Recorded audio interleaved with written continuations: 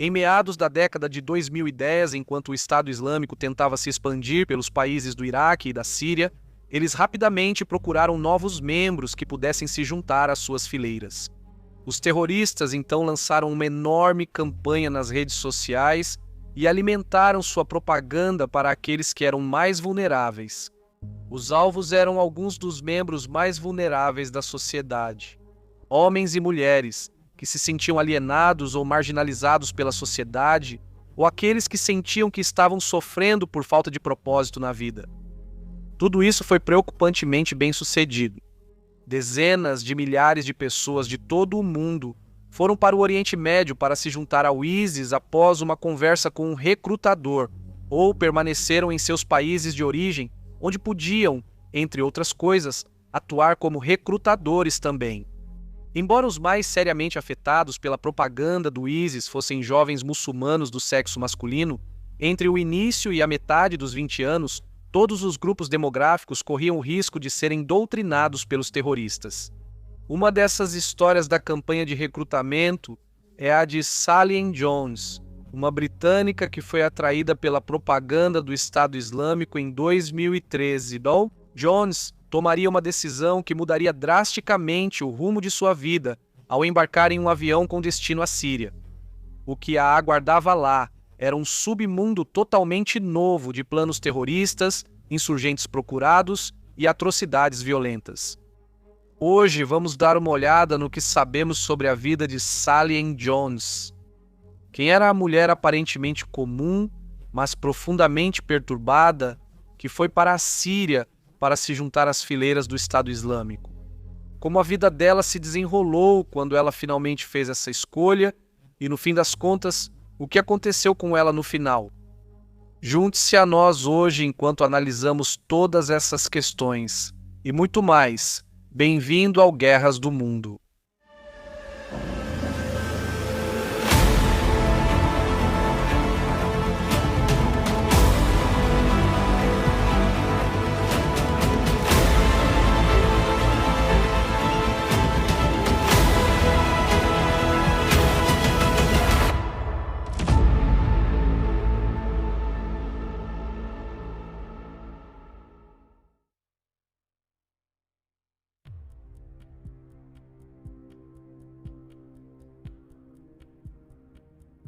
Embora ela tenha passado por várias dificuldades enquanto crescia, não havia nada na infância de Sally Ann Jones que sugerisse que, quando adulta, ela tomaria as decisões que tomou. Ela nasceu e viveu a maior parte de sua infância em Greenwich, um subúrbio geralmente rico no sudeste de Londres. Sua mãe e seu pai a criaram como católica, e Sally Ann Jones passava seu tempo livre nos grupos de jovens católicos da cidade. Por baixo desse estilo de vida aparentemente idílico, porém, havia problemas crescentes com seus pais que Sally Ann Jones não poderia ter controlado. Os pais de Sally Ann Jones passaram por um divórcio conturbado quando ela tinha apenas 10 anos, o que infelizmente levou seu pai a tirar a própria vida pouco tempo depois. Com sua vida mergulhada no caos tão rápido e tão jovem, Sally Ann Jones fez o possível para seguir em frente. Sally Ann Jones continuou matriculada na escola até os 16 anos, quando conseguiu um emprego vendendo cosméticos para a L'Oréal. Deixando Greenwich para trás, ela acabou se estabelecendo em Chatham, Kent, onde morava em uma casa popular. A vida não era nada fácil para Sally, e logo ela percebeu que mal conseguia se sustentar com o dinheiro que ganhava. Ela encontrou consolo nesses tempos difíceis através de seu hobby com a música, e formou uma banda punk chamada Crunch, com alguns amigos, nos anos 1990, com o dinheiro tão curto. No entanto, acredita-se que ela vivia de benefícios sociais e frequentemente visitava um banco de alimentos para conseguir se sustentar. Quando se mudou de Greenwich, Sally Ann Jones logo daria à luz seu primeiro filho, um menino. Ele nasceu em 1996 e por um tempo Jones namorou o pai da criança, até que infelizmente ele faleceu 3 anos depois. Não muito tempo após a morte de seu primeiro parceiro, Sally entrou em um novo relacionamento e teve seu segundo filho. Um menino chamado Jojo nasceu em 2004 e, embora a vida fosse difícil, Sally Ann Jones fazia o possível para sustentá-lo. Quando Jones começou a enfrentar dificuldades financeiras, ela recorreu à internet em busca de respostas. Sentindo-se mais desanimada do que nunca, ela desenvolveu um interesse prejudicial por teorias da conspiração e começou a pesquisar sobre a história e as práticas da magia negra. A década de 1990 passou rapidamente, seguida pelos anos 2000 e muito pouco havia mudado para Jones. Ela continuou lutando para sobreviver e, como resultado, continuou buscando consolo na internet. Não está claro exatamente como ela começou a desenvolver interesse por uma agenda jihadista radical, mas provavelmente surgiu como resultado dessa exposição quase constante a mídias relacionadas a conspirações na internet. Acredita-se que a guerra do Iraque e o desprezo de Sally por ela podem tê-la levado a mergulhar no extremismo. Os recrutadores do ISIS miravam fóruns online que discutiam temas relacionados à guerra do Iraque, atraindo pessoas vulneráveis e convencendo-as a se alistar. E logo, foi exatamente isso que aconteceu com Sally Ann Jones.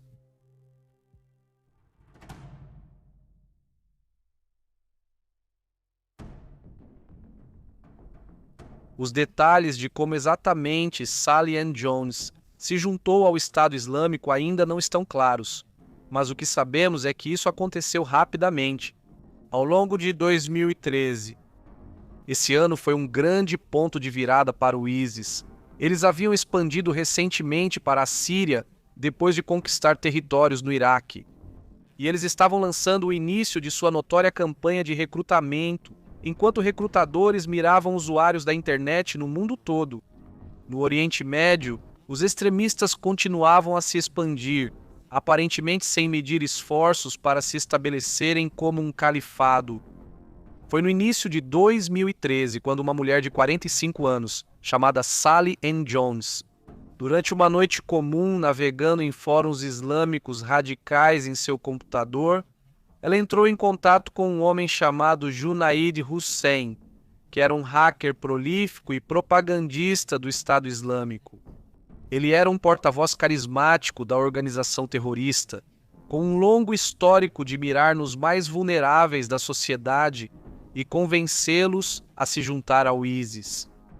Ele era bem integrado à sociedade britânica, apesar de seu envolvimento com o Estado Islâmico, e morava em um bairro tranquilo em Birmingham. No entanto, ele havia sido recentemente libertado após cumprir pena de prisão por seu papel em um ataque cibernético lançado contra a linha direta antiterrorismo em 2012.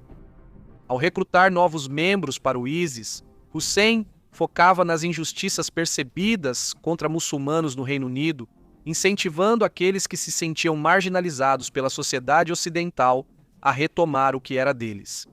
Frequentemente pela força, Hussein logo se tornaria o rosto da campanha de recrutamento online do ISIS, e os fóruns extremistas que ele frequentava logo o fizeram cruzar o caminho de Sally Ann Jones. Os dois criaram um vínculo rapidamente e, na verdade, começaram um relacionamento romântico. Acredita-se que eles não chegaram a se encontrar pessoalmente nessas primeiras fases do relacionamento, mas Hussein logo conseguiu infiltrar suas ideias extremistas na mente já vulnerável de Jones. Os dois conversavam por horas a fio em chats de voz, período durante o qual Hussein contribuía lentamente para a radicalização de sua parceira. Sally já havia se convertido ao Islã pouco antes do início do relacionamento, mas depois de alguns meses conhecendo Hussein, ela começou a seguir um caminho particularmente sombrio. Então, um dia no final de 2013, após o que teriam sido meses de planejamento meticuloso, Hussein e Jones partiram para o Oriente Médio.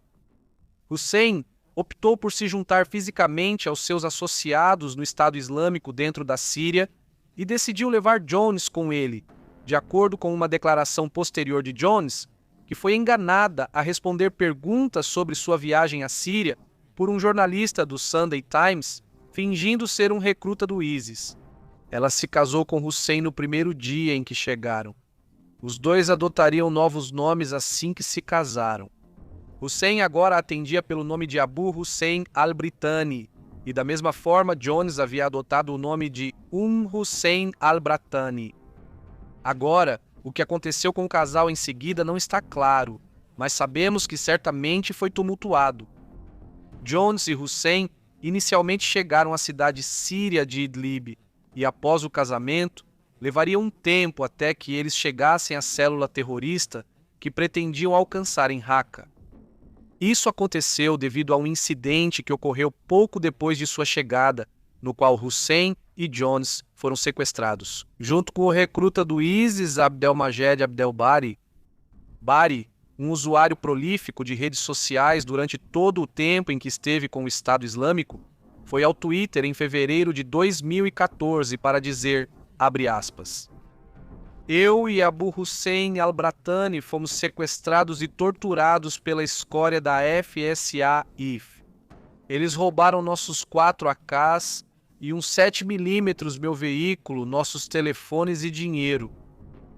A FSA em questão refere-se ao Exército Sírio Livre, uma coalizão de grupos rebeldes sírios formada em 2011 em resistência à repressão do presidente sírio Bashar al-Assad contra os manifestantes. Kellyanne Jones falou sobre a situação do sequestro no Twitter quando o trio foi finalmente libertado da custódia do Exército Sírio Livre em agosto de 2014. Ela disse, citação, Alhamdulillah, eu e meu marido conseguimos chegar ao Estado Islâmico depois de ficarmos presos em Idlib por 7 meses e agora estamos vivendo no Califado. Agora estabelecidos onde inicialmente pretendiam estar, em Raqqa, o casal começou uma nova vida na capital de fato da organização terrorista mais perigosa do mundo na época.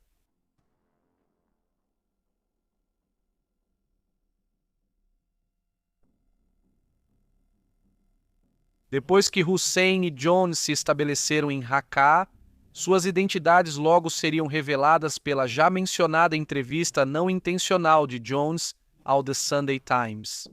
Fingindo ser um possível recruta para o Estado Islâmico, o jornalista Deepesh Gooder conseguiu revelar os nomes de nascimento de Hussein e Jones, que até então usavam os codinomes al-Britani. Gooder também conseguiu revelar que Jones vinha atuando como um importante propagandista do ISIS nos meses seguintes à sua mudança para a Síria, e que ela também havia levado seu filho mais novo, Jojo, com ela. Enquanto Jones havia se estabelecido como uma das principais recrutadoras do ISIS, seu marido tinha outros planos.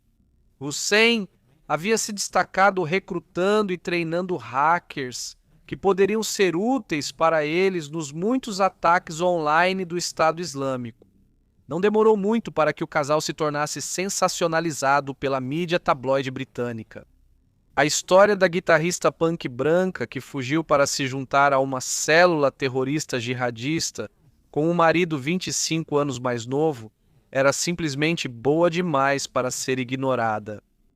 Jones e Hussein estavam plenamente cientes da histeria causada pela revelação de suas identidades, mas tentaram usar isso a seu favor.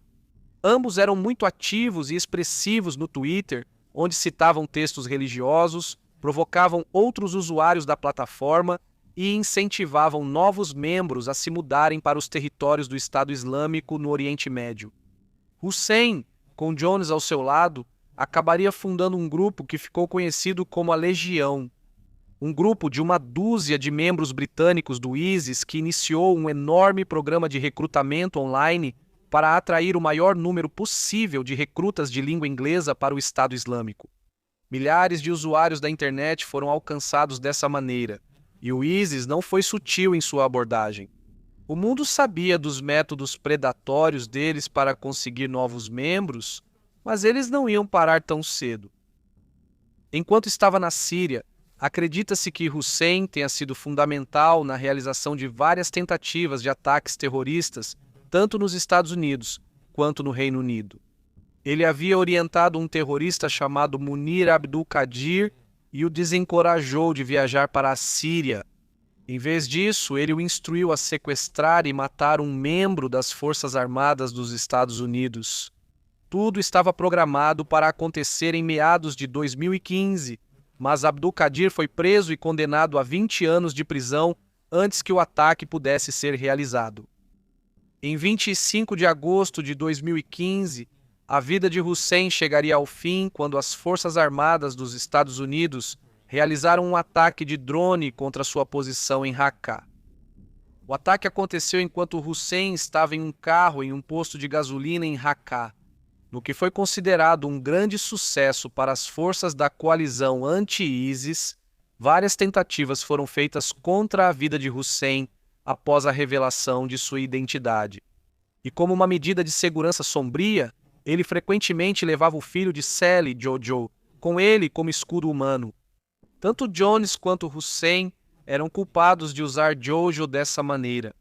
E acredita-se que o dia em que Hussein foi morto tenha sido uma das poucas ocasiões em que ele saiu em público sem o menino ao seu lado. Enquanto Jones inicialmente usou o Twitter para negar todas as notícias sobre a morte do marido, ela logo mudou de postura, possivelmente ao perceber que poderia usar o ataque como uma ferramenta de propaganda. Voltando ao Twitter mais uma vez, Jones escreveu que Junaid Hussein havia sido morto, abre aspas, pelo maior inimigo de Alá, com Hussein agora morto. Jones parecia ainda mais comprometida do que nunca com sua escolha incrivelmente perigosa de se juntar ao Estado Islâmico e continuou a espalhar propaganda pró-ISIS de sua nova casa na Síria. As ações de Sally online continuaram a atrair a atenção do público e da mídia britânica, e Jones logo se veria incluída na lista dos mais procurados das Nações Unidas. O primeiro-ministro do Reino Unido, David Cameron, solicitou pessoalmente que Jones fosse incluída na lista. Essa seria a primeira vez que qualquer país colocaria um de seus próprios cidadãos em uma lista de pessoas afiliadas ao Estado Islâmico.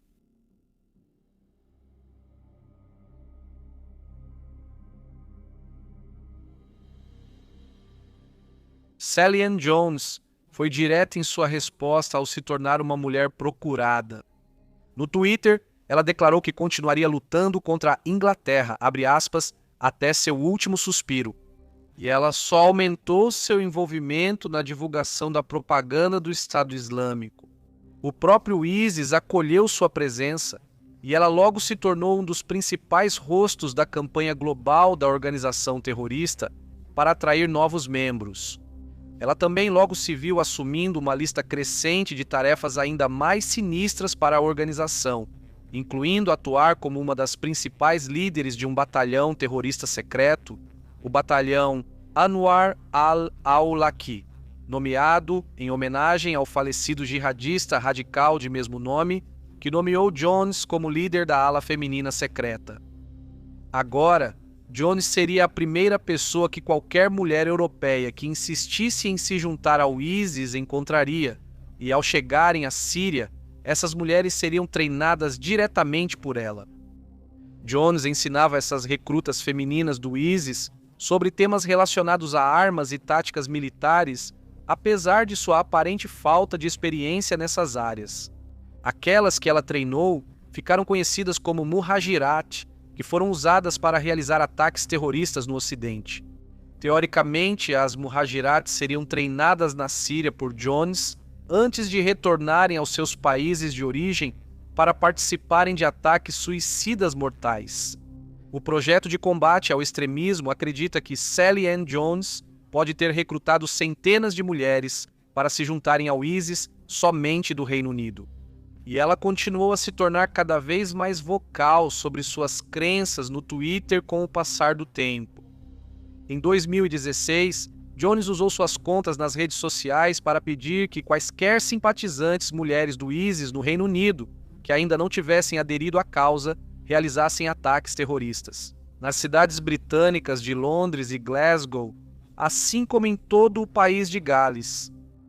Isso coincidiria com o período de jejum muçulmano do Ramadã, criando um clima de tensão para o público em geral, tanto no Reino Unido quanto fora dele, após a ascensão contínua dela entre as fileiras do ISIS. Após a morte do marido dela, a imprensa britânica decidiu apelidá-la coloquialmente de Viúva Branca, um apelido que permaneceu pelo resto da vida dela. As funções de Jones dentro das fileiras do Estado Islâmico não se limitaram ao recrutamento. De acordo com documentos judiciais dos Estados Unidos, que foram disponibilizados na primavera de 2017, Jones teria sido fundamental na orquestração de mais de uma dúzia de ataques terroristas em solo estrangeiro. Felizmente, muitos desses planos foram frustrados antes que pudessem causar impacto, mas isso não impediu a Viúva Branca de tentar repetidas vezes. Ela se tornaria tão agressiva em relação aos Estados Unidos quanto era em relação ao Reino Unido. E, na verdade, publicou 3 listas online de indivíduos das Forças Armadas dos Estados Unidos que ela queria que terroristas do ISIS atacassem. Ela frequentemente publicava informações pessoais de militares online e incentivava seus jihadistas a rastreá-los e eliminá-los. Claro, isso atrairia enorme atenção do governo dos Estados Unidos. E logo, ela se tornou uma mulher procurada de alto perfil dos 2 lados do Atlântico.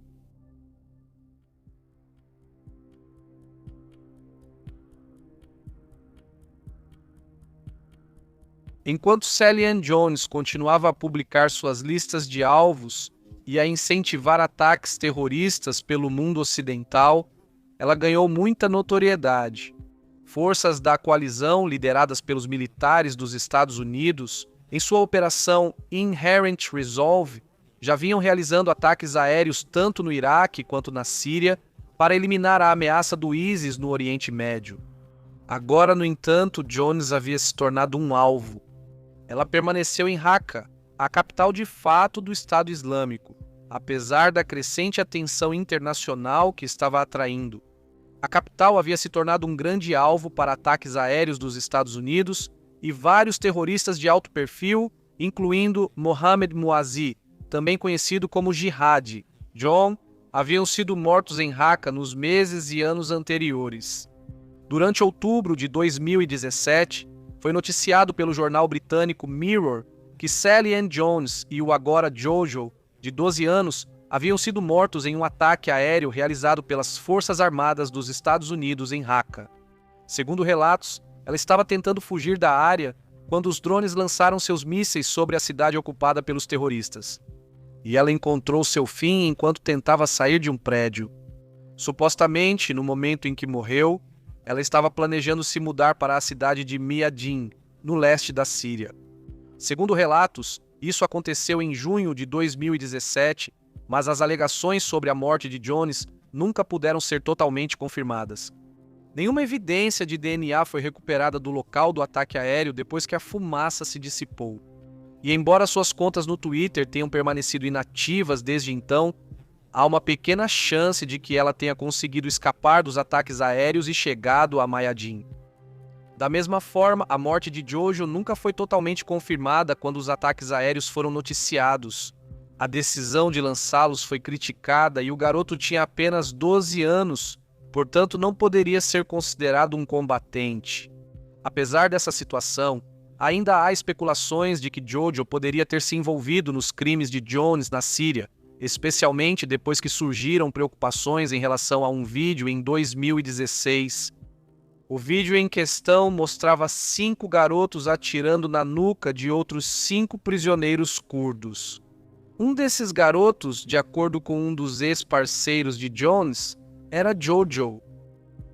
Quando o foco foi colocado sobre o garoto, Jones divulgou um comentário insistindo que nenhum dos meninos retratados era seu filho. Apesar da declaração dela, porém, há uma forte especulação de que Jojo estava sendo criado como uma criança soldado do ISIS durante toda a sua curta vida. E tendo sido levado para o Estado Islâmico desde tão jovem, ele provavelmente também foi radicalizado. Relatos sobre a morte de Jojo realmente passaram a ser questionados em novembro de 2017, quando fontes oficiais sírias afirmaram que ele ainda estava vivo, possivelmente vivendo com membros sobreviventes do ISIS perto da fronteira leste do país com o Iraque. Infelizmente, porém, Não há como confirmar oficialmente essa afirmação de nenhuma das formas. Em 2018, no entanto, o jornalista Dipesh Gupta, que vinha conversando com Jones disfarçado de recruta, observou que esteve em contato com uma fonte informada que lhe disse que as mortes tanto de Jones quanto de seu filho Jojo eram, abre aspas, 99,9% certas. Outra fonte, vinda do terrorista britânico do ISIS, Alexander Koch, também conhecido como Jihad George, afirmou que Jones já havia escapado de Raqqa no momento do ataque aéreo que supostamente a matou. Segundo Koch, ela havia se estabelecido em Mayadin no início de 2017, mas foi morta no bombardeio de um prédio do governo no dia 25 de maio. Embora Jones fosse considerada uma terrorista perigosa, várias organizações sem fins lucrativos condenaram a decisão das Forças Armadas dos Estados Unidos de organizar o ataque aéreo que acabou matando-a. De acordo com o Comitê Internacional da Cruz Vermelha, Jones pode não ter atendido a todos os critérios para ser considerada uma integrante oficial do ISIS.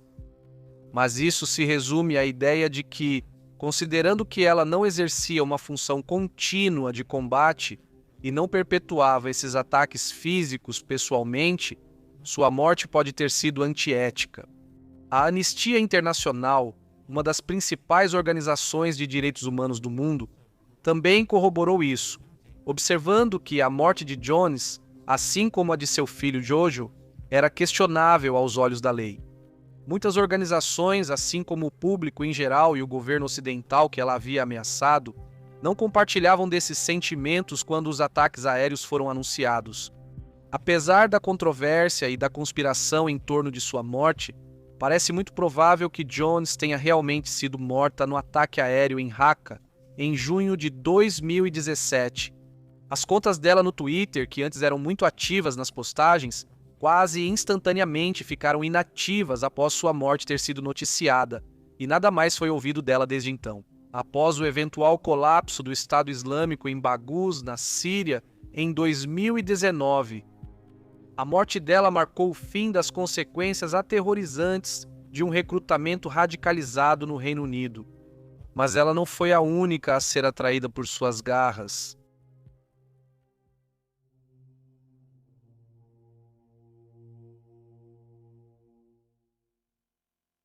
Notavelmente, Sally Ann Jones não foi nem mesmo a única convertida jihadista a ter recebido o apelido de Viúva Branca pela imprensa. Samantha Luthwaite, de Banbridge, no condado de Down, na Irlanda do Norte, foi outra cidadã britânica a ser atraída pelos métodos distorcidos dos recrutadores extremistas. E ela se juntou ao grupo militante islâmico Al-Shabaab, baseado na Somália, no final dos anos 2000 ou início dos anos 2010. Luthwaite se converteu ao Islã aos 17 anos e adotou o nome Sharafia Luthwaite, um nome que ela levaria para a vida, como extremista. Na década de 2010, o caminho de Luthwaite para o extremismo também girava em torno do seu casamento. Ela conheceu o islamista radical Jermaine Lindsay pela internet e se casou com ele em outubro de 2002. 3 anos depois, Lindsay se explodiria nos infames ataques terroristas de 7 de julho em Londres, tendo como alvo um trem que ia da King's Cross até a Russell Square. 26 civis morreram como resultado de suas ações, e Luthwaite, negando qualquer conhecimento prévio do plano, registrou o desaparecimento de Lindsay 6 dias depois. Na época, ela era mãe do filho de 14 meses de Lindsay e estava grávida da filha dele. Luthwaite vendeu a história do ataque terrorista do marido para a imprensa sensacionalista e por isso foi criticada. Após a morte de Lindsay, Luthwaite conheceu Habib Saleh Ghani, um paquistanês membro do grupo terrorista Al-Shabaab. Ela se mudou para o Quênia com ele em 2007 e acredita-se que tenha seguido para a Somália. No final dos anos 2000, tanto o governo britânico quanto o queniano começaram a suspeitar que Luthwaite estava envolvida com atividades terroristas. Quando ela chegou à Somália, e de fato, no início dos anos 2010, seu nome já estava ligado a uma série de ataques importantes. Em julho de 2012, Lutweit seria apontada como uma das principais suspeitas de um ataque com granada que havia sido realizado em um bar em Mombasa, no Quênia. Apenas um mês antes, durante o ataque, os frequentadores do bar assistiam a uma partida de futebol da Euro 2012 quando a explosão foi detonada, matando 3 pessoas e ferindo outras 25. Uma mulher com a descrição exata dela foi vista saindo do bar pouco antes da explosão, e a polícia suspeitava fortemente que Lutweit estava envolvida. Então, em setembro de 2013, Lutweit foi novamente apontada como uma das terroristas suspeitas de realizar um ataque, no Shopping Westgate, em Nairobi, no Quênia. Esse incidente horrível teve 4 homens armados, matando 71 pessoas no shopping e ferindo outras 200. Enquanto o Al-Shabaab afirmou que o ataque foi realizado apenas por jovens homens, a mídia especulou fortemente que Lutweit poderia ter estado envolvida no planejamento. Suas ações, considerando que ela também havia perdido o marido em um ataque terrorista, lhe renderam o apelido de Viúva Branca na mídia. E apesar de suas ações na década de 2010, ela não foi mais ouvida por muitos anos, até 2022.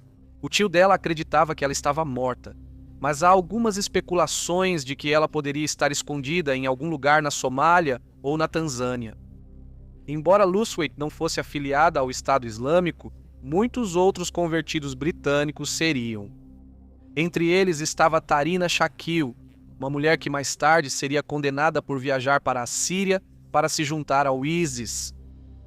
Alarmantemente, foi possivelmente a própria Sally Ann Jones quem persuadiu Shakil a dar o passo de se juntar aos terroristas na Síria. Como foi comprovado que as duas se comunicaram antes da chegada dela ao Oriente Médio. Ela também foi radicalizada pelo combatente português do ISIS, Fábio Pocas, que era responsável por orquestrar sequestros e execuções de prisioneiros no Estado Islâmico. A história de Shakil, no entanto, termina de uma forma bem diferente. Shakil voou para a Síria passando pela Turquia, saindo do aeroporto de East Midlands, no Reino Unido, em outubro de 2014. Ela levou com ela seu filho recém-nascido e disse aos amigos que estava indo para férias na praia. Assim que chegou ao território controlado pelo Estado Islâmico, ela enviou uma mensagem para casa informando seus amigos e familiares que não voltaria para a Grã-Bretanha, mas sim que ela mataria os apóstatas do Islã e morreria como mártir nesse processo. Ela descreveu a jornada como seu jihad e incentivou outros a lutar pelo ISIS junto com ela e matar. Ela também passou seu tempo na Síria, em Raqqa, e frequentemente postava fotos online posando com a bandeira do ISIS. Seu filho também foi doutrinado pelos extremistas e apareceu online segurando um fuzil AK-47 enquanto usava uma balaclava do Estado Islâmico. Shakil mais tarde relatou que imediatamente acreditou ter cometido um erro ao viajar para terras controladas pelo ISIS. Ela tentou entrar em contato com a polícia, mas dentro do Estado Islâmico ninguém veio em seu auxílio. Ela aproveitou a oportunidade para deixar Raqqa durante um dos muitos ataques aéreos realizados na cidade pelas forças da coalizão e fugiu pelo mesmo caminho por onde tinha vindo. Ela subornou um taxista para levá-la até a fronteira da Turquia com a Síria e se entregou aos guardas de fronteira turcos, que a interceptaram do outro lado. Ela foi levada de avião em segurança de volta ao aeroporto de Heathrow, no Reino Unido, e foi imediatamente presa ao chegar. Shakil inicialmente diria à polícia que havia sido sequestrada pelas forças do ISIS e negou as acusações de que havia tentado doutrinar seu filho com a propaganda do Estado Islâmico. No entanto, havia evidências suficientes para provar que ela viajou para a Síria por vontade própria, e o tribunal viu as imagens dela posando com fuzis de assalto e a bandeira do ISIS. Ela acabaria sendo condenada a 4 anos de prisão por ser membro do Estado Islâmico e por incentivar a realização de atos terroristas. O juiz criticou Shakil por mentir durante o julgamento e por tentar doutrinar seu filho como um combatente terrorista. Shakil foi libertada da prisão em 2018 e, desde então, tem se manifestado contra suas ações passadas. Em 2021, ela afirmou que se arrepende de ter viajado para a Síria e que sente vergonha de suas ações. Em meados da década de 2010, ela concedeu entrevistas para um documentário da ITV sobre sua vida, intitulado Tarina, Retorno do ISIS, e tem sido ativa nas redes sociais desde sua libertação. Embora o Estado Islâmico tenha sido derrotado pelas forças da coalizão, a ameaça da radicalização ainda está presente. Sally Ann Jones era uma agente do terror altamente manipuladora, que mirava os mais vulneráveis para convencê-los a se alistar. Com um estilo de vida inimaginavelmente perigoso, sua presença online acabou atraindo centenas de pessoas para recomeçar com a organização terrorista mais perigosa do mundo. E as escolhas dela deixaram um sinal de alerta sombrio e duradouro para o público britânico. Todos os anos, estima-se que entre 7 e 9 mil pessoas sejam encaminhadas ao programa Prevent do Reino Unido, que tem como objetivo identificar e eliminar a ameaça da radicalização em todas as suas formas. Em todo o país, a ênfase tem sido colocada fortemente em identificar os sinais de radicalização antes que ela possa acontecer. Isso envolve observar mudanças repentinas de comportamento em pessoas próximas a você ou ficar atento a qualquer pessoa, apenas para identificar. O uso da violência em um contexto político, muitas fontes e assuntos podem levar as pessoas a se radicalizarem nos dias de hoje. E é importante olhar além do Islã ao tentar identificar aqueles que podem estar em risco. A vida de Sally Ann Jones representa um dos capítulos mais assustadores da felizmente curta história do Estado Islâmico. Embora sua vida provavelmente tenha chegado ao fim em 2017, ela serve como um lembrete desconfortável de que ninguém está a salvo das garras da radicalização quando as circunstâncias são propícias. Obrigado por assistir ao vídeo de hoje. Se você achou informativo, por favor, deixe um like ou um comentário aqui embaixo. Todo o nosso conteúdo, desde a pesquisa e roteirização até a edição e narração, é totalmente feito por humanos, sem o uso de IA. Então, se você quiser apoiar o nosso canal, considere se inscrever e usar o ícone do sino para receber notificações quando o próximo vídeo do Warsoft The World for lançado. Obrigado por assistir.